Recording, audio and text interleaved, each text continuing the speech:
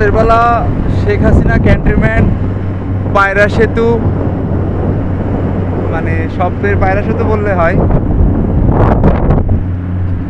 মানে আমার গাড়িতে মাল 320 কেজি ওভার হয়েছে।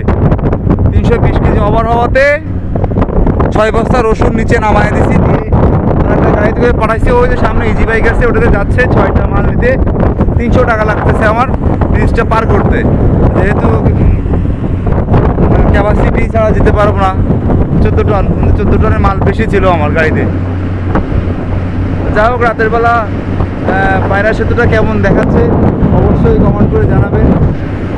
আর ভিডিও দেখাটা যতটা সহজ, করাটা কিন্তু অতটা সহজ না, কারণ ভিডিওটা করতে হলে অবশ্যই বুঝে শুনে করতে হয়, তার জন্য কিছু পরিশ্রমও করতে হয়। এই যেমন আমি এখন গাড়ির উপরে বসে আপনাদেরকে দেখানোর জন্য, এত সুন্দর ভিউটা দেখানোর জন্য উপরে উঠলাম। তো কেমন দেখাচ্ছে অবশ্যই আপনারা জানাবেন।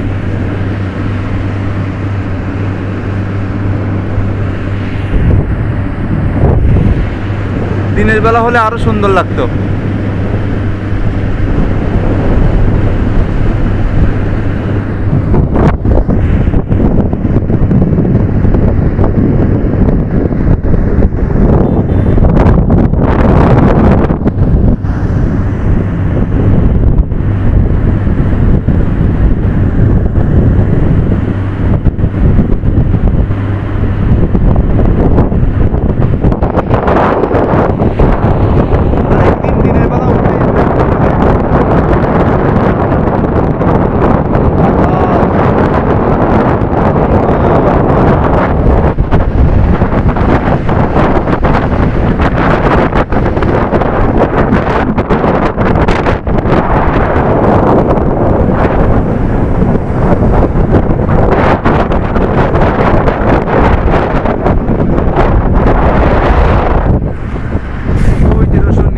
গাড়িতে করে